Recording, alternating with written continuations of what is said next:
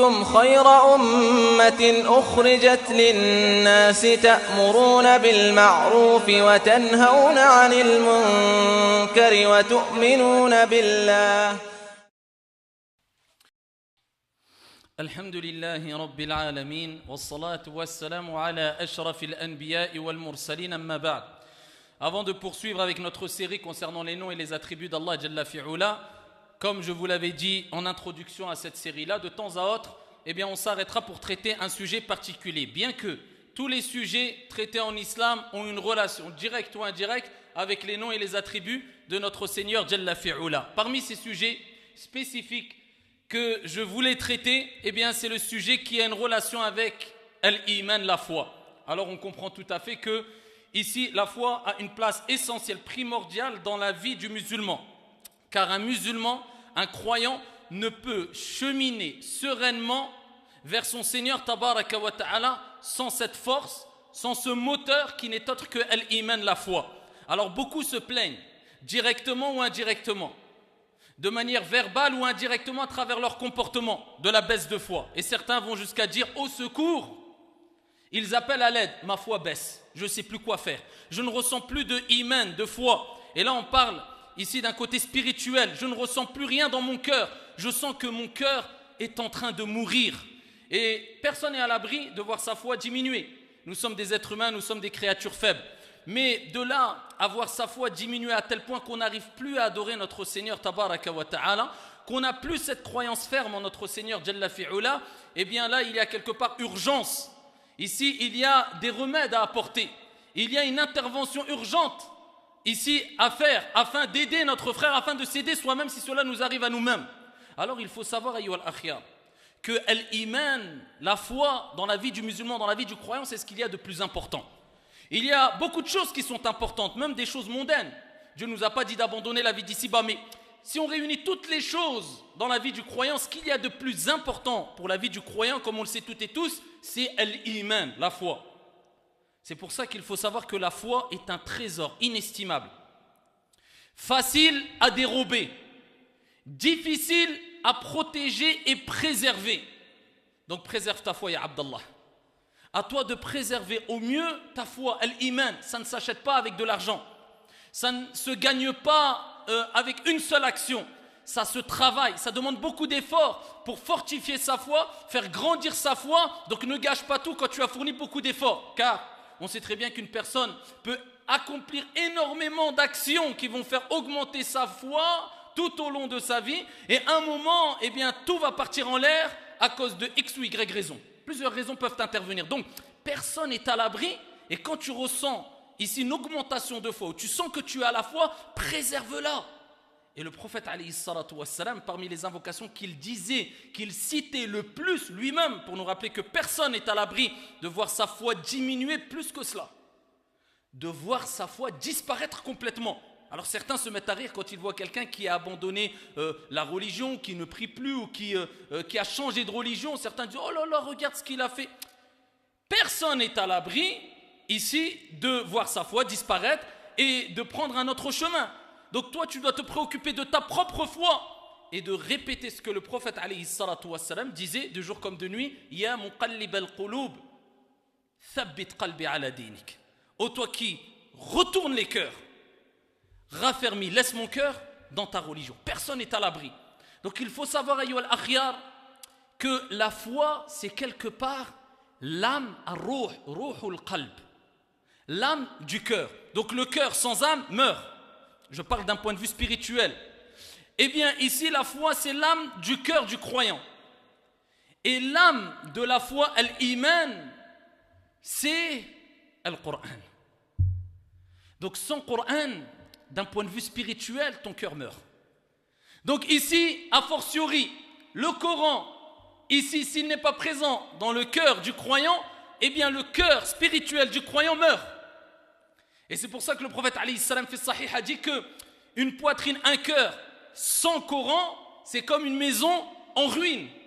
Donc la première des choses à savoir, si tu veux t'en sortir au niveau spirituel, revoir ta foi augmenter, fortifier, préserver ta foi, le Coran.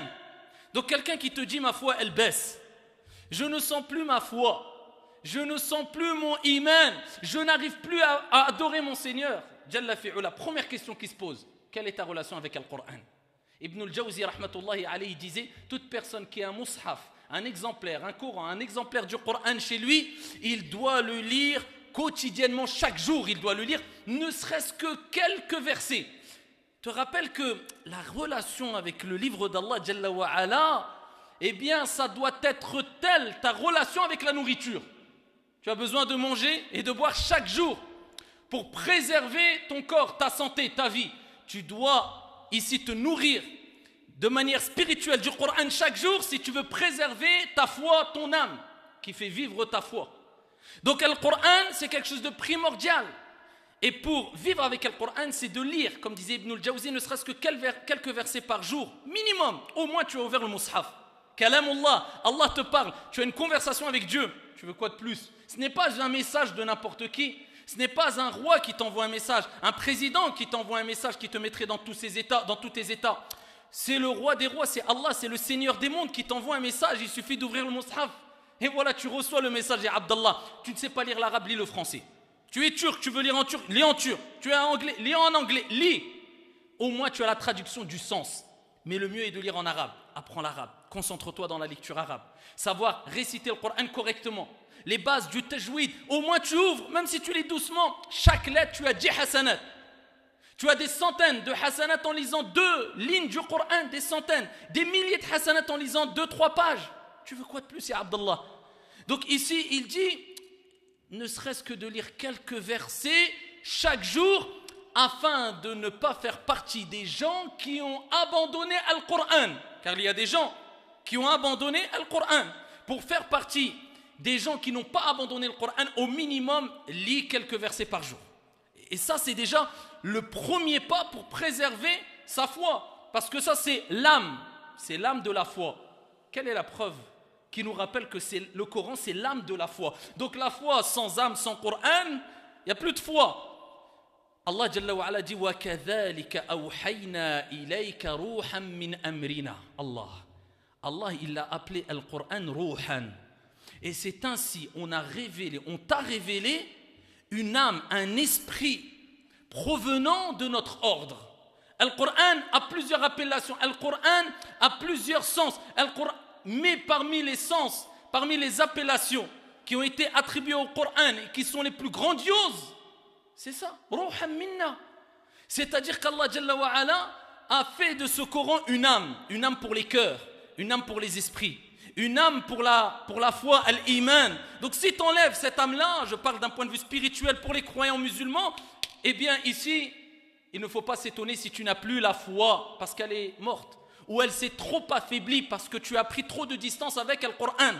Et parmi les sagesses que nous avons concernant le Coran, et parmi les plus belles des sagesses, hikam, que nous avons du Coran ou concernant le Coran al-Karim, c'est la suivante. Le Coran, c'est tel un compagnon. Plus tu le fréquentes et plus il te dévoile ses secrets. Car le Coran renferme des secrets. Ces secrets-là qui ne sont pas donnés à tout le monde. Ces secrets-là qui poussent à avoir ici un goût particulier à la personne quand il lit le Coran. Parce qu'il y a des gens qui le lisent mécaniquement. Mais il y a un moment où ta lecture du Coran va t'apporter une chose, un goût, un plaisir indescriptible. Ça, c'est quand tu auras pris le Coran comme compagnon proche et petit à petit, Dieu te dévoilera certains secrets. Que quand tu liras des versets coraniques, et attention, ce n'est pas à tout le monde d'interpréter le Coran al-Karim. Il faut lire le Coran, regarder le sens de la traduction et pour l'explication du Coran, il faut qu'il y ait une personne qui te permette de comprendre le Coran à la lumière des qawa' et des règles établies pour expliquer le Coran al-Karim tout en prenant en considération notre époque, notre situation, mais sans bafouer les principes fondamentaux de la lecture du Coran. Et il y a des versets qu'il faut contextualiser, il y a des versets qui concernent une personne, il y a des versets qui concernent une situation, une époque, il a akhiri.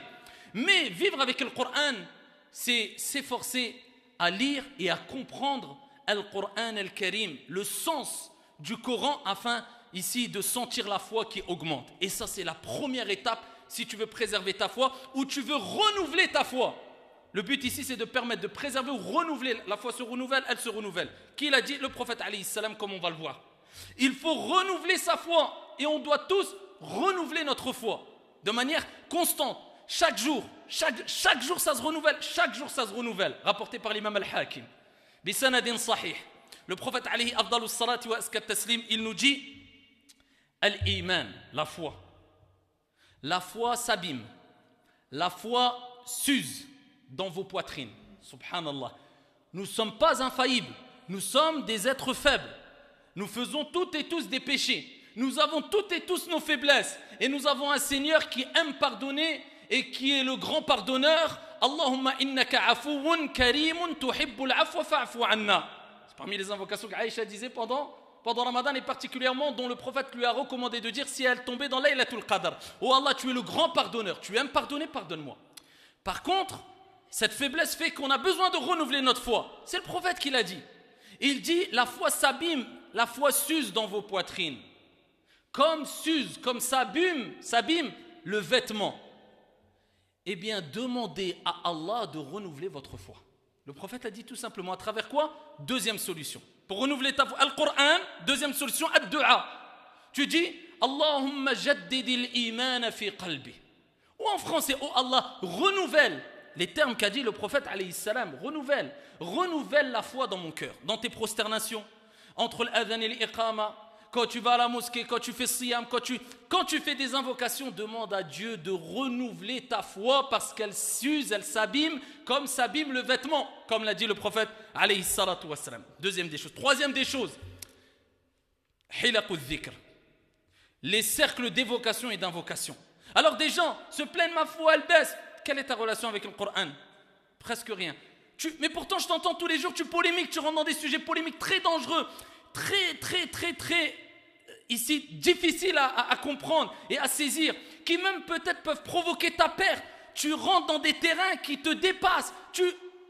Elle est où ta relation avec le Coran? Combien de versets t'as appris? Combien de pages? Combien de juz t'as appris? Combien tu lis par jour? Tu sais lire l'arabe? Non. Tu dis un gros problème. Reviens à la base. Va apprendre alif, ba, ta, tha, et va apprendre après les règles de tajwid, va apprendre à lire, va hafad le Coran. Quand tu as fini le Coran par cœur, viens et dis bismillah. Là je commence, va dire maintenant je veux me renseigner. Nous on a brûlé les étapes. Al-Qur'an, ad-du'a, deuxième des choses, ad-du'a. Troisième des choses, si la personne elle n'a pas de relation avec le Coran, elle ne fait pas de du'a. Après tu t'étonnes pourquoi ta foi elle baisse. Troisième des choses, ta relation avec les jardins du paradis. Le prophète alayhi salatu wassalam a dit que lorsque vous passez devant des jardins du paradis, prenez-y place. Ils ont dit, ya Rasulallah, des jardins du paradis, on va prendre place. C'est quoi les jardins du paradis? Le prophète alayhi salatu wassalam, il a dit, hilaqu dhikr. C'est les cercles d'invocation, les assises où on apprend la science.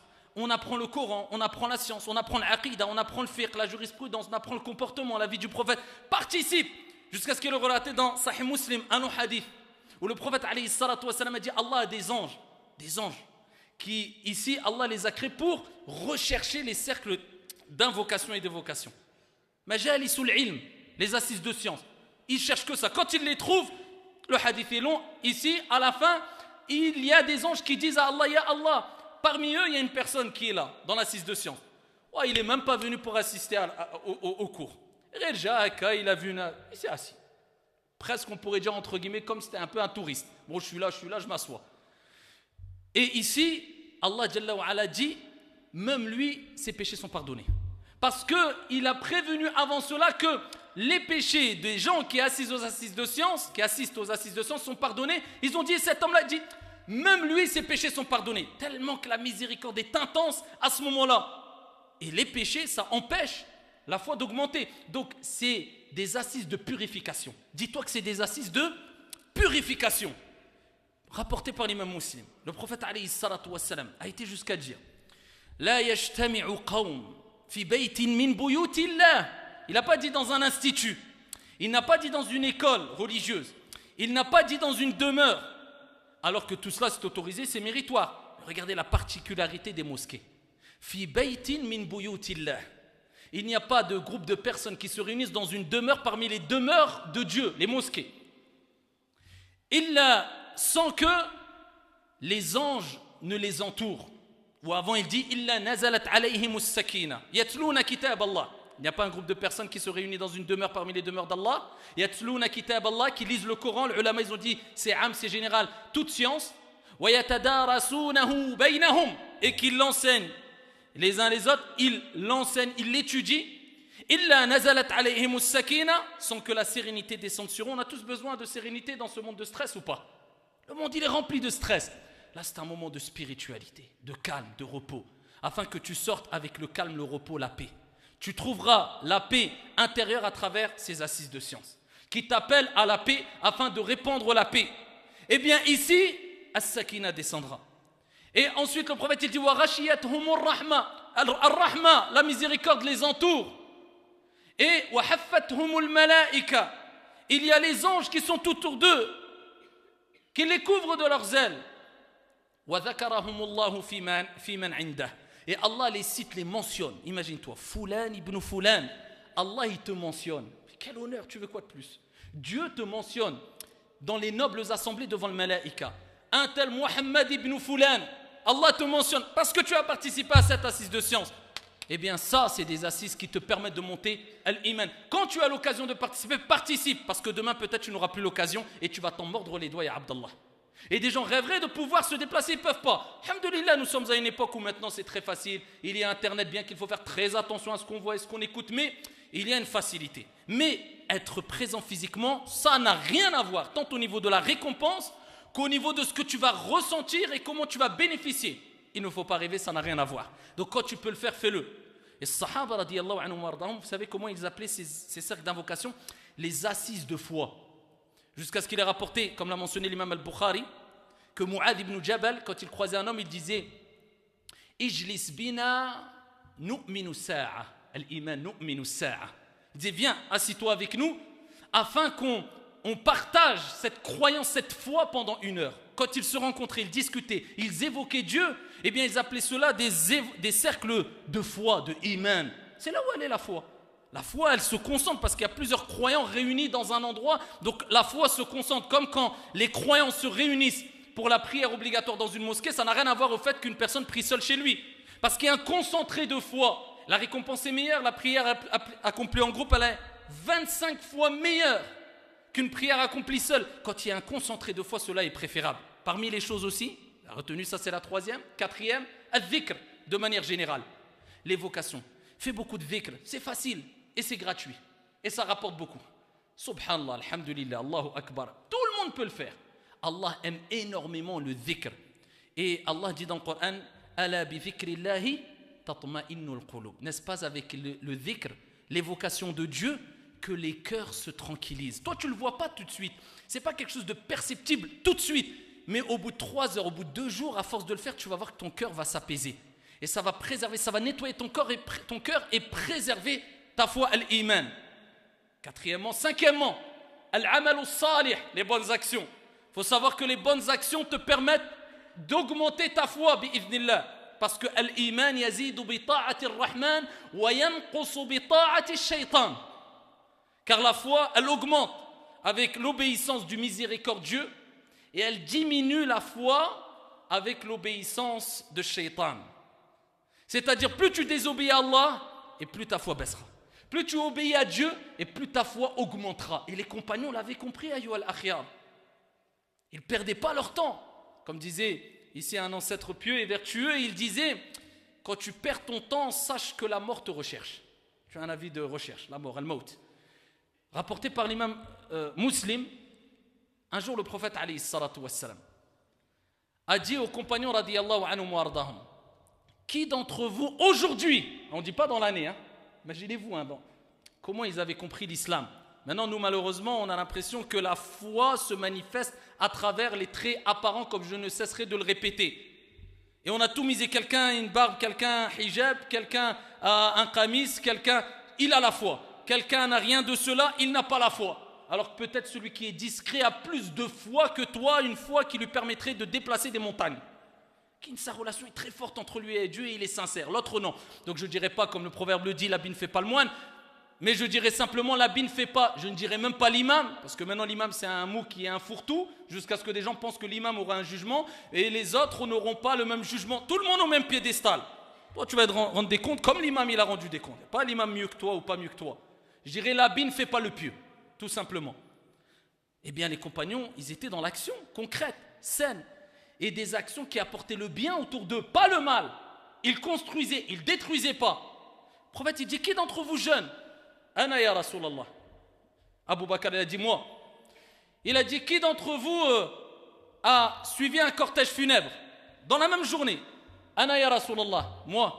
Il accompagne, regardez, l'islam pousse à accompagner son frère même quand il est décédé. Qui d'entre vous a nourri un pauvre? Il a donné de la nourriture à un pauvre. Ana ya Rasulallah. Dans la même journée. Moi ya Rasulallah. Encore Abu Bakr. Qui d'entre vous a visité un malade? Dans la même journée. Regarde tout ce qu'il faisait en une journée et le prophète les a pris de court, comme ça. Abu Bakr. Ana ya Rasulallah. Tout ça dans la même journée. Le prophète alayhi salatu wassalam a dit, il n'y a pas une personne qui réunit toutes ces actions dans la même journée sans qu'il rentre au paradis. Abu Bakr minhum. Abu Bakr radiyallahu anhu arda, il fait partie de ces gens-là. En une journée, tout ce qu'il faisait. Nous, qu'est-ce qu'on fait vraiment? Est-ce qu'on est les premiers à se précipiter à vouloir faire le bien, à aider, à être bénéfique pour les gens? Oui ou non? Allahu a'lam. Chacun doit se poser la question. Sixièmement, ici, il faut se remémorer al-maut. Et c'est un des meilleurs remèdes. Alors bien sûr, on ne doit pas se déconnecter de la vie d'ici-bas, avoir un esprit sectaire, se renfermer sur soi-même, de sorte à croire que nous, eh bien, on est les meilleurs avec mon groupe de 7-8 personnes parce qu'on s'appelle. Je ferai un bruitage, si vous voulez, mais tu t'ouvres à tout le monde. Lakin, tu profites de la vie d'ici-bas. Lakin, tu cherches à investir, à préserver ta famille de la pauvreté, tout. Il n'y a pas de problème. Lakin, al-muhim wa ahammu shay al-akhirah. La chose la plus importante pour nous en tant que croyants musulmans, c'est l'au-delà. C'est-à-dire qu'on n'oublie pas notre part d'ici-bas. Et ici, on doit s'épanouir dans la vie d'ici-bas. Lakin al-akhirah, l'au-delà. Alors, quand tu vois une personne qui se prépare pendant 1 an pour voyager pendant 2 semaines, prépare son voyage. Une personne qui travaille tout un mois de 8h jusqu'à 17h, et c'est tout à son honneur et c'est noble, pour avoir un salaire de 1200 ou 1500 ou 2000 euros. Quand tu vois une personne qui travaille toute sa vie, et c'est tout à son honneur, pour avoir une retraite pendant peut-être 4-5 ans, il va mourir s'il n'est pas mort avant sa retraite. Et tu vois une personne qui pense qu'en se la coulant douce sans faire aucun effort, il va avoir le paradis éternel. Tu dis, il y a un gros problème ici. 50 000 ans le jour de la résurrection, ya ikhwan. Là, c'est qu'un passage, c'est un examen. On est là quelques jours. Comme voyageur, tu ne poses même pas tes affaires. Profite, mais ici il est rapporté d'après Amr ibn al-As. Ici qui disait Amr ibn al-As. Ici qui disait, c'est pas Abdullah ibn Omar, parce qu'une fois j'ai dit Abdullah ibn Omar, c'est Amr ibn al-As. Ici qui disait i'mal li dunyaka ka'annaka ta'ishu abada wa'mal li akhiratika ka'annaka ta'ishu tamutu ghadan. Vis pour ta vie d'ici-bas, agis pour ta vie d'ici-bas comme si tu n'allais jamais mourir. Fais des projets, ouvre-toi, mais quand tu adores ton Seigneur, adore-le comme si tu allais mourir demain. Et là, il faut cet équilibre-là. Et il faut se rappeler de la mort, parce qu'on sait très bien que la mort, c'est le destructeur de tous les plaisirs. Le prophète alayhi salatu wassalam a dit Akthiru dhikra hadhi min ladhat. Augmenter le rappel du destructeur des plaisirs. Tous tes plaisirs vont s'effondrer le jour où tu vas mourir. Et peut-être c'est dans 1 heure. T'as préparé quoi? C'est ça qu'il faut se dire. J'ai préparé quoi? J'investis pour ma vie d'ici-bas. Soit, c'est bien, fais-le. Mais ta sécurité, tu as une sécurité, tu as une assurance, quelque part. Pour ton au-delà, c'est quoi? Dis-toi dans ta tête, c'est quoi? J'ai fait quoi? J'ai laissé quoi comme traces bénéfiques? Ou j'ai laissé des traces mauvaises qui font que je vais le payer pendant des années? Tu as laissé quoi comme traces derrière toi? Tu t'es investi dans quoi? Tu as fait quoi? Tu as appris le Coran? Tu as fait des prières surérogatoires, tu as nourri des pauvres, tu as aidé les gens de manière saine, tu as eu un bon comportement, tu as montré la bonne image de l'islam. Oui, tant mieux. Sinon, eh bien, malheur à toi. Donc il faut se poser la question, qu'est-ce qu'on a préparé pour l'au-delà? Le prophète alayhi salatu wassalam, il dit, je vous avais interdit de visiter les tombes. Maintenant, visitez-les. Elles vous feront rappeler l'au-delà rapporté par Al-Hakim. Visitez. Zoro al-Qubour. Va voir les tombes. Il dit, il est là aujourd'hui, demain c'est moi. Et Allah, qu'est-ce que j'ai préparé pour là? J'ai préparé pour aller au Maroc, j'ai construit, c'est autorisé, halal alik, masha'Allah. Mais pour là, t'es riche ou t'es pauvre, t'as des milliards ou t'as rien dans ton compte, eh bien, tout le monde sera logé à la même enseigne. Al-Qabr, Sunduq al-Amal. T'as préparé quoi, Abdallah? C'est peut-être dans 2 heures. Tant que tu te prépares, eh bien, tant mieux. On t'a pas dit de te sacrifier. Non, prépare-toi, profite de la vie d'ici-bas, mais prépare-toi pour le delà. Et en pensant à la mort, eh bien, tu vas préserver aussi ta foi, ya Abdallah. Et pour terminer, muhasabatun nafs. Demande-toi des comptes. Et ça rejoint ce que j'ai dit précédemment, le soir, avant de dormir. Fais ici, demande des comptes à toi. Qu'est-ce que j'ai fait? qu'est-ce que j'ai apporté pour les gens, pour moi-même? Qu'est-ce que je vaux auprès de Dieu? Pose-toi la question, sinon tu vas être dans l'insouciance et tu vas tout abandonner sans te rendre compte que tu rentrais dans un long égarement et ça va vite. Il y a des gens, c'est petit à petit, à la fin, il se lève, il a délaissé ça, il a abandonné ça, il a laissé ça, il a abandonné cela. À la fin, il se dit, mais qu'est-ce qui me reste en fait? D'un point de vue spirituel, je dis, il me reste quoi comme relation avec Dieu? Il me reste presque plus rien. Et bien parce que Allah Jalla wa Ala dit, Ya ayyuhalladhina amanu la tattabi'u khutuwati shaytan. Il a suivi les pas du diable. Ne suivez pas le diable, il n'a pas dit ça. Ne suivez pas les pas du diable. Il s'est fait entraîner petit à petit par shaytan. Ayyuhal muslimoun, augmentez beaucoup cette invocation, comme je vous avais dit en introduction de cette khutbah. Oh Allah, renouvelle ma foi afin que votre foi soit préservée et que vous rencontriez Allah Jalla wa Ala alors qu'il est satisfait de vous et vous pourrez être dans une vie agréable et paisible auprès du prophète Mohammed alayhi salatu wassalam dans son vaste paradis. Et on implore Allah Jalla wa Ala de renouveler à toutes et à tous notre foi. Allahumma jaddidil iman fi qulubina